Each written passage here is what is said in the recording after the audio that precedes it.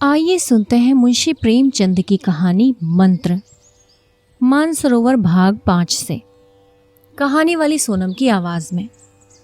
कहानी सुनने से पहले इस कहानी को लाइक कीजिए, शेयर कीजिए और चैनल को जरूर सब्सक्राइब कीजिए। आइए कहानी सुनते हैं। संध्या का समय था। डॉक्टर चड्ढा गोल्फ खेलने के लिए तैयार हो रहे थे। मोटर द्वार के सामने खड़ी थी कि दो कहार एक डोली लिए आते दिखाई दिए। डोली के पीछे एक बूढ़ा लाठी टेकता चला आता था। डोली औषधालय के सामने आकर रुक गई। बूढ़े ने धीरे धीरे आकर द्वार पर पड़ी हुई चिक से झांका। ऐसी साफ सुथरी जमीन पर पैर रखते भय हो रहा था कि कोई घुड़क न बैठे। डॉक्टर साहब को खड़े देखकर भी उसे कुछ कहने का साहस न हुआ। डॉक्टर साहब ने चिक के अंदर से गरज कर कहा, कौन है? क्या चाहता है? हुजूर, बड़ा गरीब आदमी हूँ। मेरा लड़का कई दिन से। डॉक्टर साहब ने सिगार जलाकर कहा, कल सवेरे आओ, कल सवेरे। हम इस वक्त मरीजों को नहीं देखते। बूढ़े ने घुटने टेककर जमीन पर सिर रख दिया और बोला, दुहाई है सरकार की, लड़का मर जाएगा। हुजूर, 4 दिन से आंखें नहीं। डॉक्टर चड्ढा ने कलाई पर नजर डाली। केवल 10 मिनट समय और बाकी था। गोल्फ स्टिक खूंटी से उतारते हुए बोले, कल सवेरे आओ, कल सवेरे। ये हमारे खेलने का समय है। बूढ़े ने पगड़ी उतारकर चौखट पर रख दी और रोकर बोला, हुजूर, एक निगाह देख ले, बस एक निगाह। लड़का हाथ से चला जाएगा हुजूर। 7 लड़कों में यही एक बच रहा है हुजूर। हम दोनों आदमी रो रो कर मर जाएंगे सरकार। आपकी तरक्की होए दीन बंधु। ऐसे उज्जड देहाती यहाँ प्रायः रोज आया करते थे। डॉक्टर साहब उनके स्वभाव से खूब परिचित थे। कोई कितना ही कुछ कहे पर वे अपनी ही रट लगाते जाएंगे, किसी की सुनेंगे नहीं। धीरे से चिक उठाई और बाहर निकलकर मोटर की तरफ चले। बूढ़ा ये कहता हुआ उनके पीछे दौड़ा, सरकार, बड़ा धर्म होगा। हुजूर दया कीजिए, बड़ा दीन दुखी हूँ। संसार में कोई और नहीं है बाबूजी। मगर डॉक्टर साहब ने उसकी ओर मुंह फेर कर तक नहीं देखा। मोटर पर बैठकर बोले, कल सवेरे आना। मोटर चली गई। बूढ़ा कई मिनट तक मूर्ति की भांति निश्चल खड़ा रहा। संसार में ऐसे मनुष्य भी होते हैं जो अपने आमोद प्रमोद के आगे किसी की जान की परवाह भी नहीं करते। शायद इसका उसे अब भी विश्वास न आता था। सभ्य संसार इतना निर्मम, इतना कठोर है, इसका ऐसा मर्मभेदी अनुभव आज तक न हुआ था। वो उन पुराने जमाने की जीवों में था जो लगी हुई आग को बुझाने, मुर्दे को कंधा देने, किसी के छप्पर को उठाने और किसी कलह को शांत करने के लिए सदैव तैयार रहते थे। जब तक बूढ़े को मोटर दिखाई दी, वो खड़ा टकटकी लगाए उस ओर ताकता रहा। शायद उसे अब भी डॉक्टर साहब के लौट आने की आशा थी। फिर उसने कहारों से डोली उठाने को कहा। डोली जिधर से आई थी उधर ही चली गई। चारों ओर से निराश होकर वो डॉक्टर चड्ढा के पास आया था। इनकी बड़ी तारीफ सुनी थी। यहाँ से निराश होकर फिर वो किसी दूसरे डॉक्टर के पास ना गया। किस्मत ठोक ली। उसी रात उसका हंसता खेलता 7 साल का बालक अपनी बाल लीला समाप्त करके इस संसार से सिधार गया। बूढ़े माँ बाप के जीवन का यही एक आधार था। इसी का मुंह देखकर जीते थे। इस दीपक के बुझते ही जीवन की अंधेरी रात भाएं भाएं करने लगी। बुढ़ापे की विशाल ममता टूटे हुए हृदय से निकलकर अंधकार आर्त स्वर से रोने लगी। कई साल गुजर गए। डॉक्टर चड्ढा ने खूब यश और धन कमाया, लेकिन इसके साथ ही अपने स्वास्थ्य की रक्षा भी की, जो एक साधारण बात थी। ये उनके नियमित जीवन का आशीर्वाद था कि 50 वर्ष की अवस्था में उनकी चुस्ती और फुर्ती युवकों को भी लज्जित करती थी। उनके हर एक काम का समय नियत था। इस नियम से वो जौ भर भी न टलते थे। बहुधा लोग स्वास्थ्य के नियमों का पालन उस समय करते हैं जब रोगी हो जाते हैं। डॉक्टर चड्ढा उपचार और संयम का रहस्य खूब समझते थे। उनकी संतान संध्या भी इसी नियम के अधीन थी। उनके केवल 2 बच्चे हुए, एक लड़का और एक लड़की। तीसरी संतान ना हुई, इसलिए श्रीमती चड्ढा भी अभी जवान मालूम होती थी। लड़की का तो विवाह हो चुका था। लड़का कॉलेज में पढ़ता था। वही माता पिता के जीवन का आधार था। शील और विनय का पुतला, बड़ा ही रसिक, बड़ा ही उदार, विद्यालय का गौरव, युवक समाज की शोभा, मुखमंडल से तेज की छटा सी निकलती थी। आज उसकी 20वीं सालगिरह थी। संध्या का समय था। हरी हरी घास पर कुर्सियां बिछी हुई थी। शहर के रईस और हुक्काम एक तरफ, कॉलेज के छात्र दूसरी तरफ बैठे भोजन कर रहे थे। बिजली के प्रकाश से सारा मैदान जगमगा रहा था। आमोद प्रमोद का सामान भी जमा था। छोटा सा प्रहसन खेलने की तैयारी हो रही थी। प्रहसन स्वयं कैलाशनाथ ने लिखा था। वही मुख्य एक्टर भी था।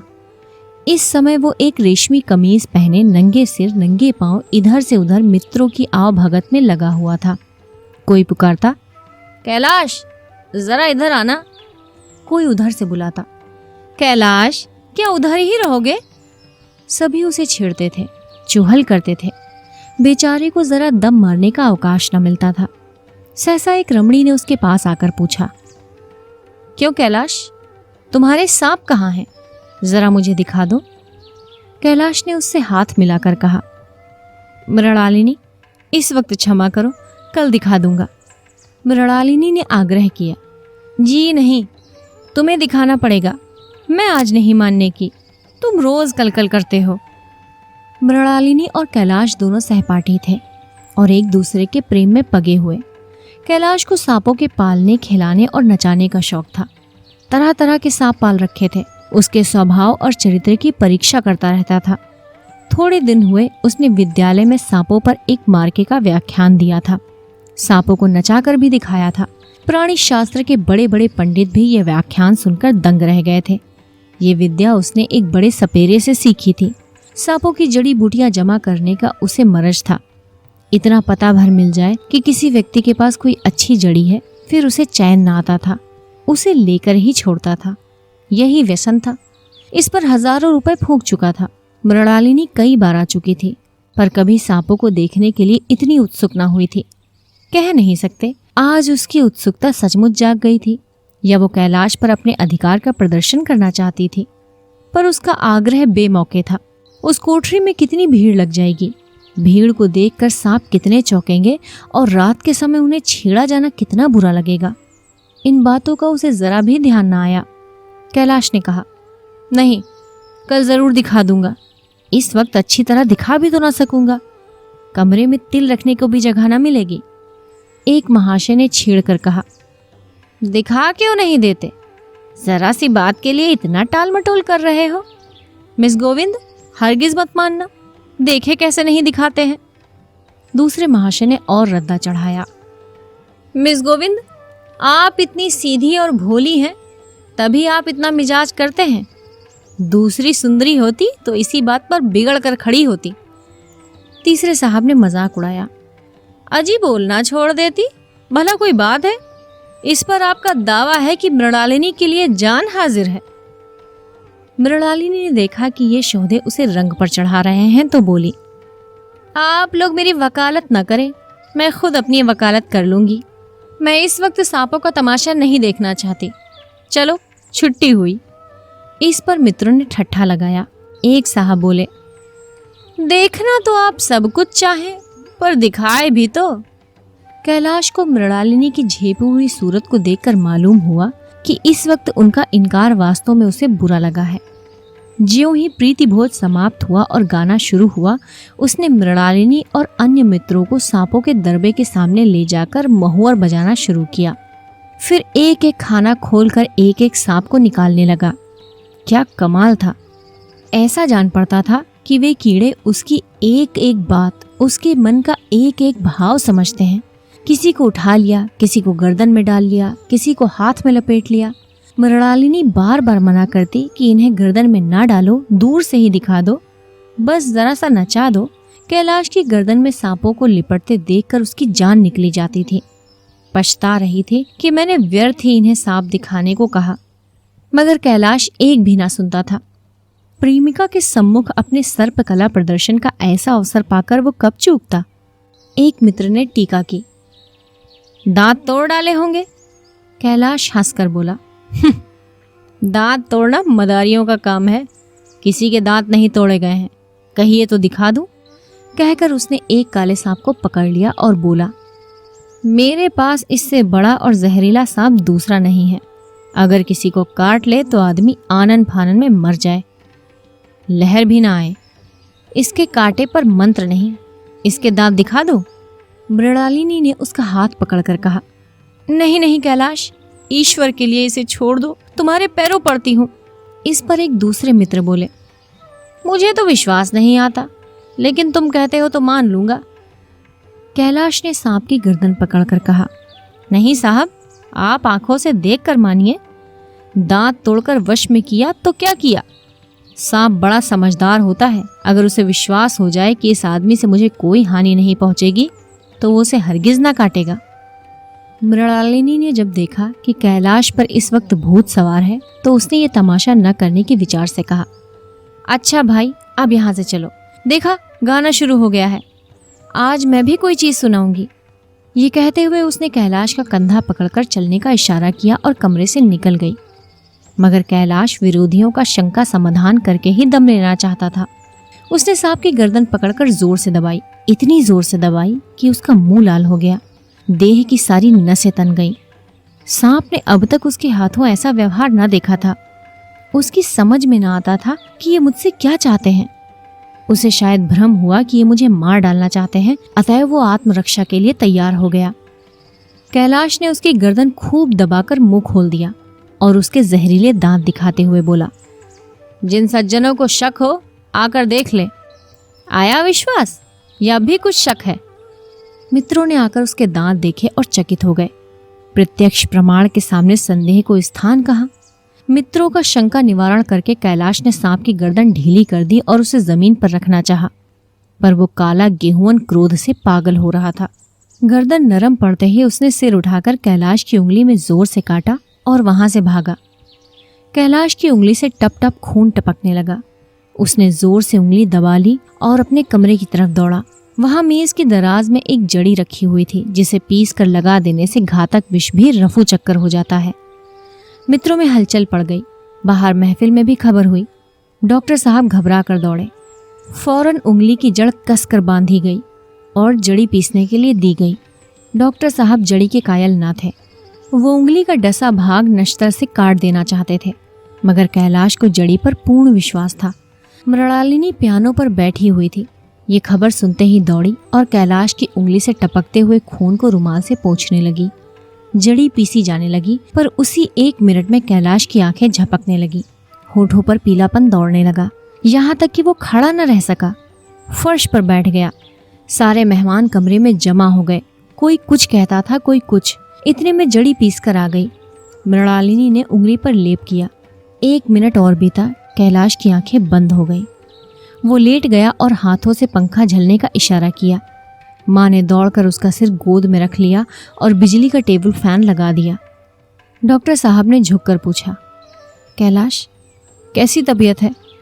कैलाश ने धीरे से हाथ उठा लिए, पर कुछ बोल न सका। मृणालिनी ने करुण स्वर में कहा, क्या जड़ी कुछ असर न करेगी? डॉक्टर साहब ने सिर पकड़कर कहा, क्या बतलाऊं, मैं इसकी बातों में आ गया। अब तो नश्तर से भी कुछ फायदा न होगा। आध घंटे तक यही हाल रहा। कैलाश की दशा प्रतिक्षण बिगड़ती जाती थी, यहाँ तक कि उसकी आंखें पथरा गईं। हाथ पांव ठंडे पड़ गए। मुख की कांति मलिन पड़ गई। नाड़ी का कहीं पता नहीं। मौत के सारे लक्षण दिखाई देने लगे। घर में कोहराम मच गया। मृणालिनी एक ओर सिर पीटने लगी। माँ अलग पछाड़े खाने लगी। डॉक्टर चड्ढा को मित्रों ने पकड़ लिया, नहीं तो वो नश्तर से अपनी गर्दन पर मार लेते। एक महाशय बोले, कोई मंत्र झाड़ने वाला मिले तो संभव है अभी जान बच जाए। एक मुसलमान सज्जन ने इसका समर्थन किया। अरे साहब, कब्र में पड़ी हुई लाशें जिंदा हो गई, ऐसे ऐसे बाकमाल पड़े हुए हैं। डॉक्टर चड्ढा बोले, मेरी अकल पर पत्थर पड़ गया कि इनकी बातों में आ गया। नश्तर लगा देता तो ये नौबत ही क्यों आती। बार बार समझाता रहा कि बेटा सांप न पालो, मगर कौन सुनता था। बुलाइए किसी झाड़ फूक वाले को। मेरा सब कुछ ले ले, मैं अपनी सारी जायदाद उसके पैरों पर रख दूंगा। लंगोटी बांध कर घर से निकल जाऊंगा, मगर मेरा कैलाश, मेरा प्यारा कैलाश उठ बैठे। ईश्वर के लिए किसी को बुलवाइए। एक महाशय का किसी झाड़ने वाले से परिचय था। वो दौड़कर उसे बुला लाए, मगर कैलाश की सूरत देखकर उसे मंत्र चलाने की हिम्मत न पड़ी। बोला, अब क्या हो सकता है सरकार, जो कुछ होना था हो चुका। अरे मूर्ख, ये क्यों नहीं कहता कि जो कुछ ना होना था वो कहाँ हुआ? माँ बाप ने बेटे का सेहरा कहाँ देखा? मृणालिनी का कामना तरु क्या पल्लव और पुष्प से रंजित हो उठा? मन के वो स्वर्ण स्वप्न जिसे जीवन आनंद का स्रोत बना हुआ था क्या पूरे हो गए? जीवन के नृत्य में तारिका मंडित सागर में आमोद की बहार लूटते हुए क्या उनकी नौका जलमग्न नहीं हो गई? जो ना होना था वो हो गया। वही हरा भरा मैदान था, वही सुनहरी चांदनी एक निशब्द संगीत की भांति प्रकृति पर छाई हुई थी। वही मित्र समाज था, वही मनोरंजन के सामान थे, मगर जहाँ हास्य की ध्वनि थी वहाँ करुण क्रंदन और अश्रु प्रवाह था। शहर से कई मील दूर एक छोटे से घर में एक बूढ़ा और बुढ़िया अंगीठी के सामने बैठे जाड़े की रात काट रहे थे। बूढ़ा नारियल पीता था और बीच बीच में खांसता था। बुढ़िया दोनों घुटनों में सर डाले आग की ओर ताक रही थी। एक मिट्टी के तेल की कुप्पी ताक पर जल रही थी। घर में ना चारपाई थी ना बिछौना। एक किनारे थोड़ी सी पुआल पड़ी हुई थी। इसी कोठरी में एक चूल्हा था। बुढ़िया दिन भर उपले और सूखी लकड़ियां बटोरती थी। बूढ़ा रस्सी बटकर बाजार में बेच आता था। यही उनकी जीविका थी। उन्हें न किसी ने रोते देखा न हंसते। उनका सारा समय जीवित रहने में कट जाता था। मौत द्वार पर खड़ी थी। रोने या हंसने की कहाँ फुर्सत? बुढ़िया ने पूछा, कल के लिए सन तो है नहीं, काम क्या करोगे? जाकर झगड़ू शाह से 10 सेर सन उधार लाऊंगा। उसके पहले के पैसे तो दिए ही नहीं, और उधार कैसे देगा? ना देगा ना सही, घास तो कहीं नहीं गई। दोपहर तक क्या 2 आने की भी ना काटूंगा। इतने में एक आदमी ने द्वार पर आवाज दी, भगत, भगत क्या सो गए? जरा किवाड़ खोलो। भगत ने उठकर किवाड़ खोल दिए। एक आदमी ने अंदर आकर कहा, कुछ सुना? डॉक्टर चड्ढा बाबू के लड़के को सांप ने काट लिया। भगत ने चौंक कर कहा, चड्ढा बाबू के लड़के को? वही चड्ढा बाबू है ना जो छावनी में बंगले में रहते हैं? हाँ हाँ वही। शहर में हल्ला मचा हुआ है। जाते हो तो जाओ, आदमी बन जाओगे। बूढ़े ने कठोर भाव से सिर हिलाकर कहा, मैं नहीं जाता। मेरी बला जाए वही चड्ढा है, खूब जानता हूँ। भैया लेकर उनके पास गया था, खेलने जा रहे थे।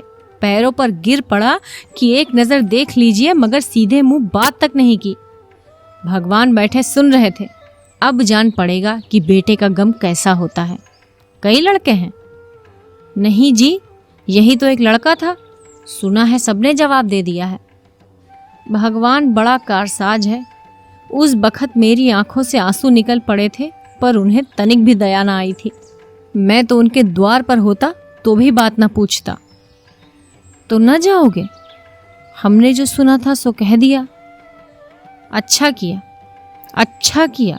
कलेजा ठंडा हो गया, आंखें ठंडी हो गई, लड़का भी ठंडा हो गया होगा। तुम जाओ, आज चैन की नींद सोऊंगा। जरा तंबाकू ले ले, एक चिलम और पीऊंगा। अब मालूम होगा लाला को, सारी साहबी निकल जाएगी। हमारा क्या बिगड़ा? लड़के के मर जाने से कुछ राज तो नहीं चला गया। जहाँ 6 बच्चे गए थे वहाँ एक और चला गया। तुम्हारा तो राज सूना हो जाएगा। उसी के वास्ते सबका गला दबा दबा कर जोड़ा था ना। अब क्या करोगे? एक बार देखने जाऊंगा, पर कुछ दिन बाद मिजाज का हाल पूछूंगा। आदमी चला गया। भगत ने किवाड़ बंद कर लिए। तब चिलम पर तंबाकू रखकर पीने लगा।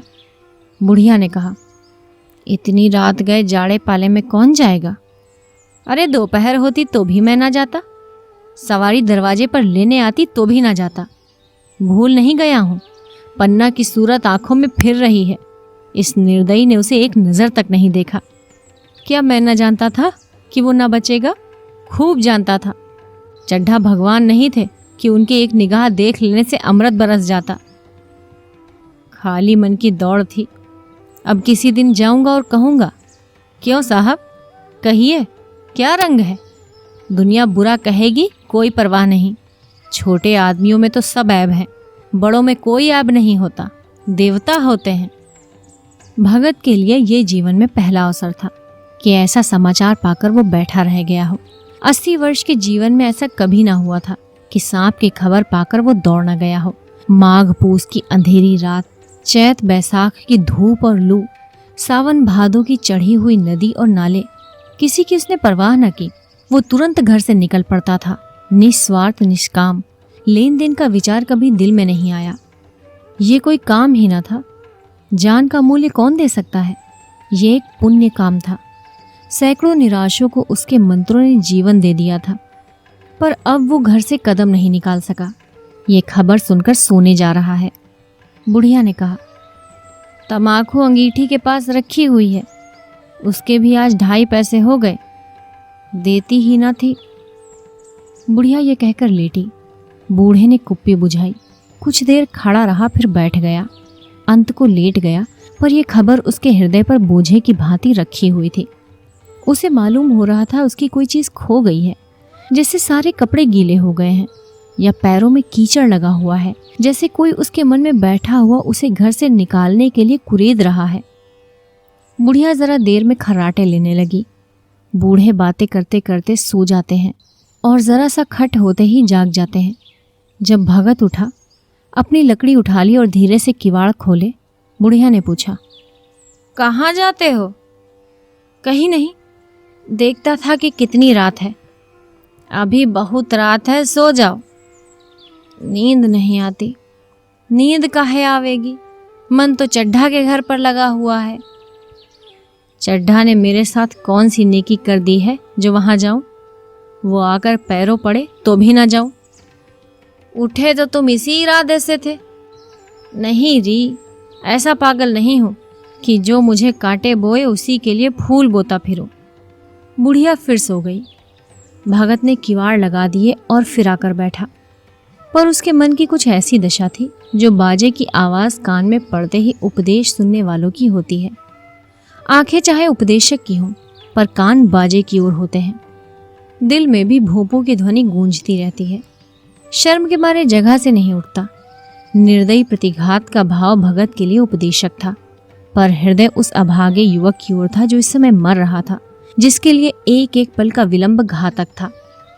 फिर उसने किवाड़ खोले, इतने धीरे से कि बुढ़िया को खबर भी ना हुई। वो बाहर निकल आया। उसी वक्त गांव का चौकीदार गश्त लगा रहा था। बोला, कैसे उठे भगत? आज तो बड़ी सर्दी है, कहीं जा रहे हो क्या? भगत ने कहा, नहीं जी, जाऊंगा कहाँ? देखता था अभी कितनी रात है। भला कै बजे होंगे? 1 बजा होगा और क्या। अभी थाने से आ रहा था तो डॉक्टर चड्ढा के बंगले पर बड़ी भारी भीड़ लगी थी। उनके लड़के का हाल तो तुमने सुना होगा, कीड़े ने छू लिया, चाहे मर भी गया हो। तुम चले जाओ तो शायद बच जाए। सुना है 1000 तक देने को तैयार हैं। मैं तो ना जाऊं, चाहे वो 10 लाख भी दें। मुझे 10,000 या 10 लाख लेकर करना क्या है? कल मर जाऊंगा, फिर कौन भोगने वाला बैठा हुआ है। चौकीदार चला गया। भगत ने आगे पैर बढ़ाया, जैसे नशे में आदमी की देह अपने काबू में नहीं रहती। पैर कहीं रखता है, पड़ता कहीं है, कहता कुछ है, जबान से कुछ निकलता है। वही हाल इस समय भगत का था। मन में प्रतिकार था, पर कर्म मन के अधीन न था। जिसने कभी तलवार नहीं चलाई, वो इरादा करने पर भी तलवार नहीं चला सकता। उसके हाथ कांपते हैं, उठते ही नहीं। भगत लाठी खटखट करता लपका चला जाता था। चेतना रोकती थी, पर उपचेतना ठेलती थी। सेवक स्वामी पर हावी था। आधी राह निकल जाने के बाद सहसा भगत रुक गया। हिंसा ने क्रिया पर विजय पाई। मैं यूं ही इतना दूर चला आया। इस जाड़े पाले में मरने की मुझे क्या पड़ी थी? आराम से सोया क्यों नहीं? नींद ना आती थी। ना सही 2-4 भजन ही गाता। व्यर्थ इतना दूर दौड़ा आया। चड्ढा का लड़का मरे या जिए, मेरी बला से। मेरे साथ उन्होंने ऐसा कौन सा सलूक किया था कि मैं उनके लिए मरूं? दुनिया में हजारों मरते हैं, हजारों जीते हैं। मुझे किसी के जीने मरने से क्या मतलब? मगर उपचेतन ने अब एक दूसरा रूप धारण किया, जो हिंसा से बहुत कुछ मिलता जुलता था। वो झाड़ फूंक करने नहीं जा रहा था। वो देखेगा कि लोग क्या कर रहे हैं। डॉक्टर साहब का रोना पीटना देखेगा, किस तरह सिर पीटते हैं, किस तरह पछाड़े खाते हैं। वे लोग तो विद्वान होते हैं, सब्र कर जाते होंगे। हिंसा भाव का यूं धीरज देता हुआ वो फिर आगे बढ़ा। इतने में 2 आदमी आते दिखाई दिए। दोनों बातें करते चले आ रहे थे।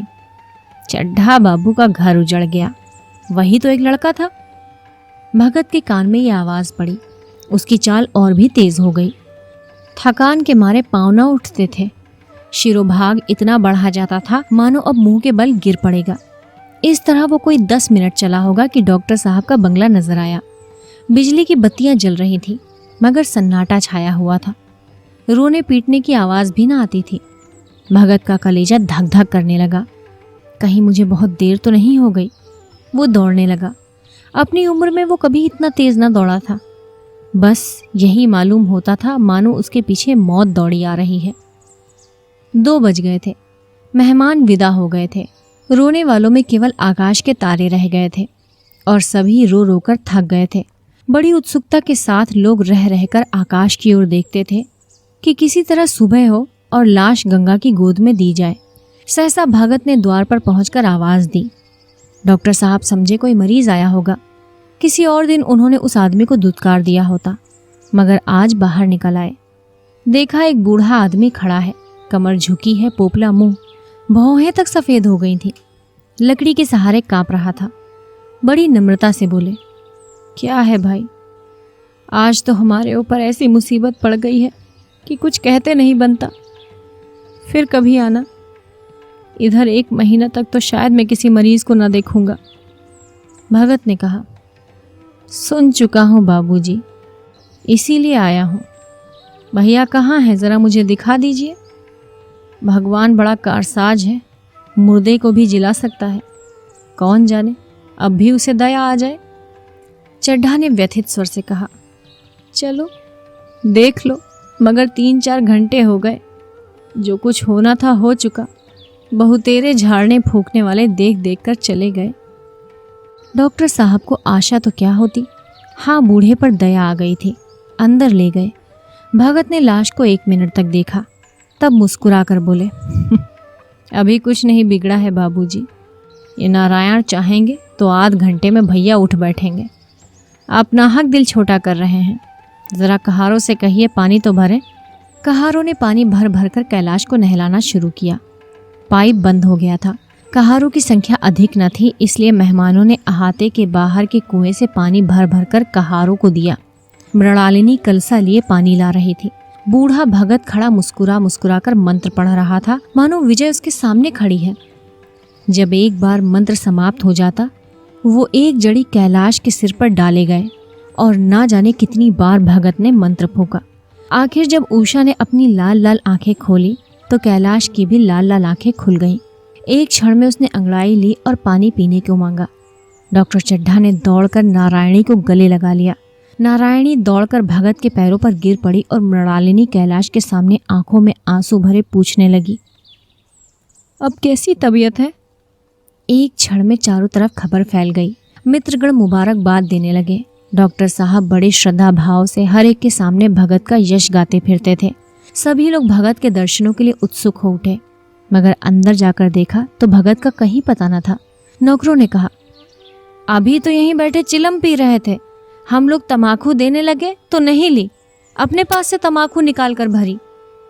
यहाँ तो भगत की चारों ओर तलाश होने लगी और भगत लपकता हुआ घर चला जा रहा था कि बुढ़िया के उठने से पहले पहुंच जाऊं। जब मेहमान लोग चले गए तो डॉक्टर साहब ने नारायणी से कहा, बुढ़ा ना जाने कहाँ चला गया, एक चिलम तमाकू का भी रवादार ना हुआ। नारायणी, मैंने तो सोचा था कि इसे कोई बड़ी रकम दूंगी। चड्ढा, रात को तो मैंने नहीं पहचाना, पर ज़रा साफ हो जाने पर पहचान गया। एक बार ये एक मरीज को लेकर आया था। मुझे अब याद आता है कि मैं खेलने जा रहा था और मरीज को देखने से इनकार कर दिया था। आज उस दिन की बात याद करके मुझे जितनी ग्लानि हो रही है उसे प्रकट नहीं कर सकता। मैं उसे अब खोज निकालूंगा और उसके पैरों पर गिरकर अपना अपराध क्षमा कराऊंगा। वो कुछ लेगा नहीं, ये जानता हूँ। उसका जन्म यश की वर्षा करने के लिए ही हुआ है। उसकी सज्जनता ने मुझे ऐसा आदर्श दिखा दिया है जो अब से जीवन पर्यंत मेरे सामने रहेगा। आप सुन रहे थे मुंशी प्रेमचंद की कहानी मंत्र, कहानी वाली सोनम की आवाज में। इसी मानसरोवर भाग 5 में मंत्र प्रथम भी एक कहानी है जो इस कहानी से अलग है।